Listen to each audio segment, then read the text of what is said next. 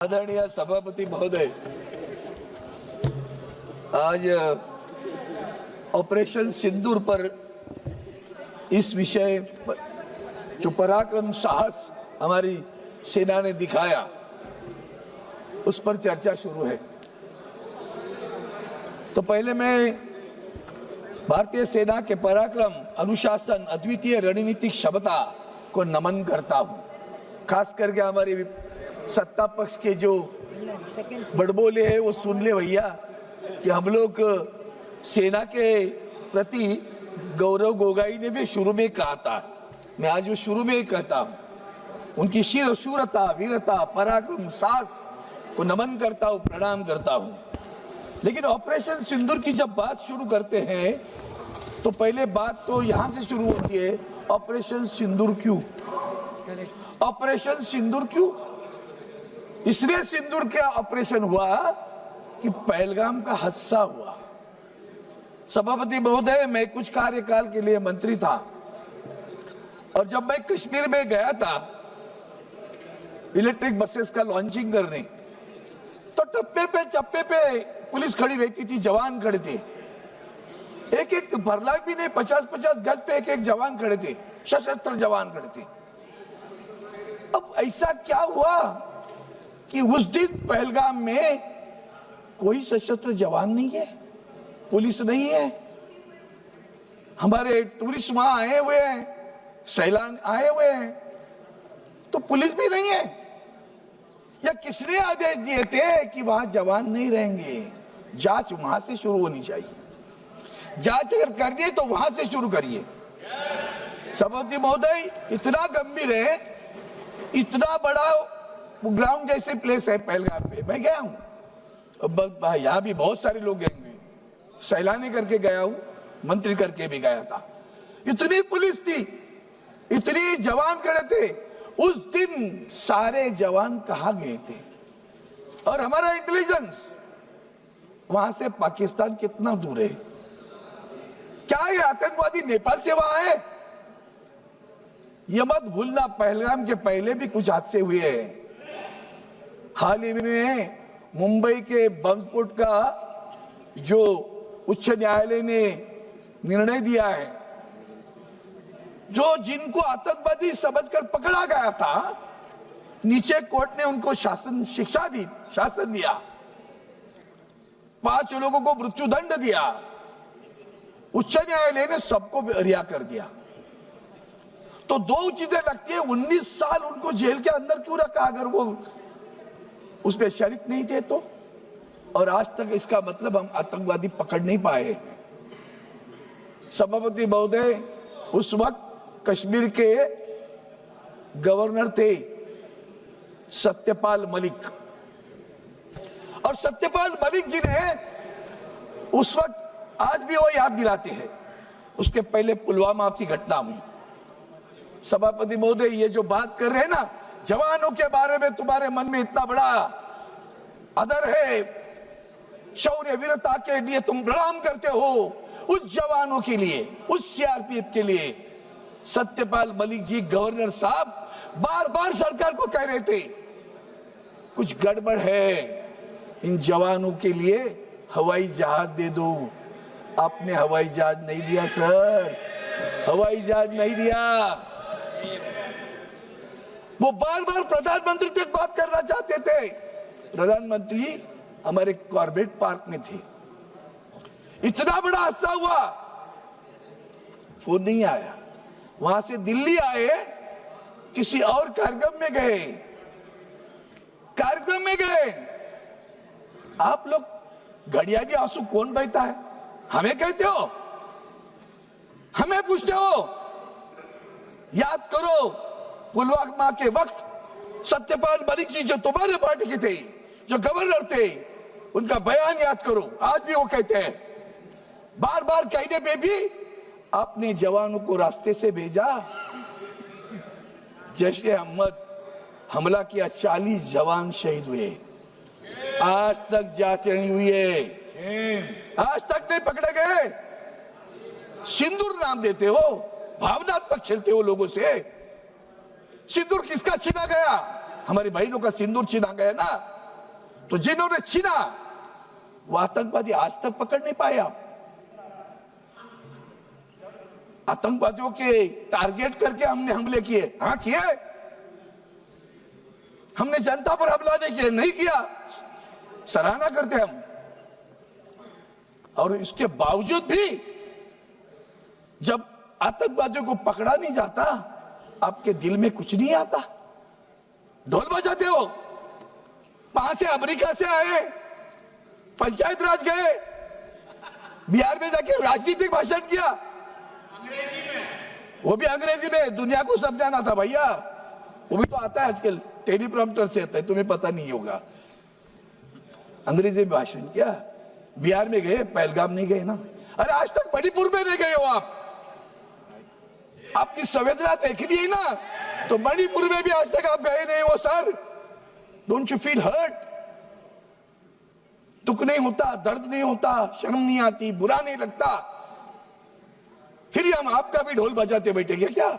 हम ढोल हमारा सेना का बजाएंगे, आपका नहीं बजाएंगे, इतना ध्यान में रखना। ढोल हम सेना का बजाएंगे। आपकी क्या उसमें शूरता वीरता थी? अगर आपने फ्रीडम दिया था, तो फ्रीडम देने के बाद में वो तुम्हारे जो डिफेंस के अधिकारी पाकिस्तान के अभी भी कह रहे थे, गिड़गिड़ा रहे थे, तो गिड़गिड़ा रहे थे ना, तो बिना शर्त क्यों लिया? बिना शर्त युद्ध समाप्त कर दिया। वो तो पक करता ही है अमेरिका का प्रेसिडेंट, उसकी तो बकबक आज भी चालू है। मैंने रुकवाया, मैंने रुकवाया, मैंने रुकवाया। बिना शर्त क्यों किया बंद? बिना शर्त क्यों? अगर वो गिड़गिड़ा रहे थे ना, तो शरणार्थी रहे थे। अगर वो शरणार्थी थे तो शर्तें लगानी चाहिए थी। क्या शर्तें लगाई आपने? उसके बाद में भी युद्ध चलता रहा, हमारे जम्मू पर हमले होते रहे, नागरिकों के बस्ती पर हमले होते रहे, हम देखते बैठे क्या? सभापति महोदय, हमारी सबसे बुरी बात यह है, सार्क, ये नेपाल, इर्द गिर्द हमारे जो राष्ट्र हैं, एक राष्ट्र हमारे साथ नहीं बात करता। हम तो विश्वगुरु हैं, हम तो विश्वगुरु हैं, पूरी दुनिया में घूमते हैं, 200 राष्ट्रों में गए, पाकिस्तान के आतंकवाद के बारे में बात करते हैं। आतंकवाद के लिए हम कॉम्प्रोमाइज नहीं करेंगे, नहीं करना चाहिए, सराहना करता हूं, प्रधानमंत्री को धन्यवाद भी देता हूं। लेकिन माननीय प्रधानमंत्री जी, आपके साथ पूरे विश्व में एक राष्ट्र भी नहीं खड़ा रहा। ये देश के लिए हम टिक्का टिप्पणी के लिए नहीं खड़े हैं यहाँ। एक राष्ट्र आपके साथ खड़ा रहता है, वो इस्राएल खड़ा रहा, नेतन्याहू। और हम ईरान के खिलाफ खड़े रहे, जो ईरान आपको तेल देता है और कहता है पैसे बाद में दे दो, चलेगा लेकिन तेल ले लो। उस ईरान के साथ का रिश्ता भी बिगड़ गया। ये हमारी परराष्ट्र नीति है। सभापति महोदय, ये सिर्फ पहलगाम की बात नहीं, कारगिल में भी हमने ऑपरेशन विजय किया था। उसके बाद भी गलवान बिलवान होता रहा, डोकलाम होता रहा। सीमा पर घुसना, घुसपैठ चालू है, चीन घुस रहा है। किसने किसने इस युद्ध में पाकिस्तान को मदद की? चाइना तो कर ही रहा था, तुर्की मदद कर रहा था, ड्रोन दे रहा था, तीनों राष्ट्र एक साथ मिलकर कर रहे थे। हमें अंतर्मुख होकर आत्मपरीक्षण करने की आवश्यकता है कि एक भी राष्ट्र हमारे साथ क्यों नहीं खड़ा रहता। क्या हमने बुरा किया है? क्या हम गलत है? इंटरनेशनल मॉनिटरी फंड युद्ध के समय, यह नहीं कि इन्होंने नहीं किया, ये बोल रहे थे, मैं उनकी सराहना करते, मांग रहे थे, ये बार बार कह रहे थे कि पाकिस्तान को पैसा नहीं देना, मदद न करना, क्योंकि वो पैसा आतंकवाद के लिए इस्तेमाल होगा। इतना कहने पे भी युद्ध के समय ही इंटरनेशनल मॉनिटरी फंड पैसा देता है पाकिस्तान को। कमाल होगी। तो इसका मतलब हिंदुस्तान की क्या स्थिति है विश्व में? यूएन में तुम्हारी क्या स्थिति है? सिक्योरिटी काउंसिल में क्या स्थिति है? पाकिस्तान के खिलाफ कोई नहीं बोलता। हमीद अंसारी को बुला लिया ट्रंप ने, कनाडा में भी आपको नहीं बुलाया था, ये मत भूलना। G7 में भी आपको नहीं बुलाया, बाद में मेहमान करके बुलाया, और वहां मेहमान करके जाने के बाद जब ट्रम्प वहां हमारे प्रधानमंत्री को फोन पे बोलते इधर आ जाओ, किसके लिए? अंसारी की बात मिलने के लिए नहीं गए प्रधानमंत्री। मैं मानता हूं उनको, नहीं गए, अच्छी बात की, जो अच्छा है उसको अच्छा बोलूंगा। प्रधानमंत्री नहीं गए, फोन किया था ना, प्रधानमंत्री जी को फोन किया था ना, कनाडा आए हूं तो इधर आ जाओ, ये आया है हीरो पाकिस्तान का हमारे मिलने के लिए। अरे वाह, अरे वाह, ये ट्रम्प की जो आदतें दिख रही है ना, पूरा विश्व भी दिख रहा है, इसे मत समझो हम आपको टिक्का, हम आपके साथ हैं, पूरा राष्ट्र हमारा आपके साथ खड़ा रहा।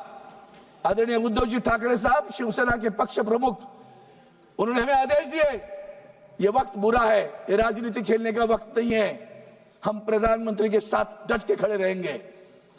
पूरा विपक्ष डट के साथ खड़ा रहा। आपने सभी के एक दल बना लिए, 7 राष्ट्रों में टीम भेज दी आपने, अन्य बहुत सारे राष्ट्रों में टीम भेज दी। क्या हुआ उस राष्ट्रों में? क्या सम्मान हुआ? एक भी ज्वाइंट कोई प्रेस कॉन्फ्रेंस हुई कि जाकर दोनों इस राष्ट्र में आए हैं हम, और इस राष्ट्र के कोई फॉरेन अफेयर्स मिनिस्टर बैठे और जाके प्रेस कॉन्फ्रेंस ले रहे, कह रहे हैं हम इनके साथ में आतंकवाद के खिलाफ है? कोई नहीं आया सर, सब विफल है, कोई नहीं गया हुआ। यह दुख है हमारा, दर्द है हमारा, हम आपके साथ हैं, राष्ट्र की बात करते हम साथ में रहेंगे, आज है कल भी रहेंगे, ये मत भूलना। इसलिए मैं 2-3 चीजें याद दिलाना चाहता हूं। कारगिल का युद्ध भी जैसे भूल नहीं सकते ना, वैसे और भी कितने लोग हैं वो भी भूलना चाहिए। वो अमेरिका के राष्ट्राध्यक्ष बार बार बोलते, ये कहते अभी बार बार बोलते, हाँ बोलते हैं ना, वो हमने कब कहा कि हमने आपका सुनकर युद्ध नहीं रोका है? पाकिस्तान हमारे सामने गिड़गिड़ा रहा था, तब जाकर हमने युद्ध रोका है। ऐसा एक भी बयान मुझे किसी का बताओ sir, I will be happy to read that बयान। ट्रम्प के नाम से बयान देने की आवश्यकता है। Sir you spoke very late sir, तभी तो कुछ नहीं हुआ। हमारे सीडीएस क्या बोलते, चीफ ऑफ डिफेंस स्टाफ, आत्मनिर्भर होने की आवश्यकता है। एक शब्द में सब कुछ आ गया, ये तो डायलॉग है हमारा। आत्मनिर्भर होने की आवश्यकता है, इसका मतलब आज भी हमारे साथ जो कुछ है वो परिपूर्ण नहीं है। ये आत्म परीक्षण की बात है, आलोचना की बात नहीं है, टीका टिप्पणी की बात नहीं है। राष्ट्र करके हम सब एक है, राष्ट्र की एकता, अखंडता, संप्रभुता, सुरक्षितता सबसे अहम है, महत्वपूर्ण है। और इसलिए मैं 2-3 चीज और याद दिलाना चाहता हूं कि सभापति महोदय, जब ये नवाब शरीफ को मिलने गए थे, किसने बुलाया था? बिन बुलाए गए थे, याद है? बिन बुलाए गए थे, इनको याद नहीं होगा। और जब ये अभी आदरणीय राजनाथ सिंह जी ने एक ट्रेन, लाहौर की ट्रेन की बात की, वंदनीय हिंदू हृदय सम्राट शिवसेना प्रमुख बाला साहब ठाकरे ने उस वक्त कहा था, ये समझौता एक्सप्रेस नहीं करो, पाकिस्तान सांप जैसे कितना भी दूध पिलाओ वो जहर ही उगा लेगा। और उनके शब्द आज खरे उतर कर आए हैं। कितना भी करो, जब आपके पास पहलगाम का हमला होने के बाद उन्होंने क्या कहा, यह तुम्हारा अंदरूनी मामला है, हमारा कोई संबंध नहीं इससे।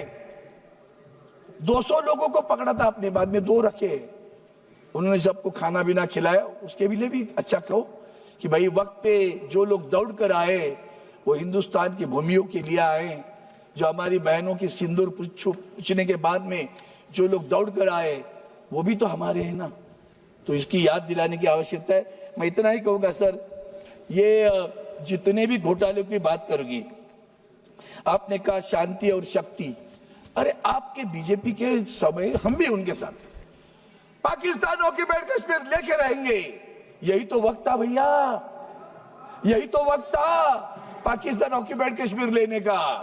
किसने मना किया आपको? हम युद्ध नहीं चाहते, अरे वाह, युद्ध नहीं चाहते बुद्ध, ये कभी सीख लिया भैया? कल तक तो कहते थे हम पाकिस्तान ऑक्यूपाइड कश्मीर लेंगे, अब तो वक्त आया था। किसने मना किया आपको पाकिस्तान ऑक्यूपाइड कश्मीर लेने के लिए? 21 से 9 अड्डे पे हमला करके ये मत सोचो कि आपने बहुत बड़ा कुछ हासिल किया है। शूरता वीरता उनको फ्रीडम दे दो। आपने कहा हमने दिया है तो रोका क्यों? तो रोकने के लिए आपके बीच में पड़े। सीडीएस को कहना था हम रोकेंगे कि नहीं रोकेंगे, उनको जाने दो ना था आगे। यही तो वक्त था ना, यही तो वक्त था पाकिस्तान को एक बार सबक सिखाना। जैसे इंदिरा गांधी जी ने सबक सिखाया था ना, वही दोबारा सबक सिखाने की आवश्यकता है। यही वक्त था सबक सिखाने का। बांग्लादेश निर्माण किया, उसी तरह इस वक्त भी कर सकते थे। पूरा पाकिस्तान ऑक्यूपाइड कश्मीर कब्जे में लेते थे, प्रधानमंत्री को सर पे लेके हम नाचते थे। सर आपने पाकिस्तान ऑक्यूपाइड कश्मीर ले लिया, हम आपकी सराहना करते हैं, अभिनंदन करते हैं। और इसलिए सभापति महोदय इतना ही कहता हूं कि ये सब ये घुस के मारेंगे वाली बात है ना, घुस के मारेंगे, घुस के मारना है ना, ओसामा बिन लादेन को कैसे मारा वैसे घुस के मारा। श्री अमर काले जी, एक मिनट सर, खत्म कर रहा हूं, एक वाक्य में खत्म करता हूं। ओसामा बिन लादेन को कैसे मारा, उसे कहते हैं घुस के मारा। और आखिर में एक ही विनती करता हूं, ऐसे पाकिस्तान के साथ क्रिकेट खेलने का बंद करो। जो पाकिस्तान आपके साथ इस तरह से बर्ताव करता है, उस पाकिस्तान के साथ आप क्रिकेट खेलने जा रहे हो, मैं विनती करता हूं उस पाकिस्तान से क्रिकेट मत खेलो। और जो आपको मन में है उसके लिए जवानों को ताकत देने के काम करिए। धन्यवाद। जय हिंद, जय भारत।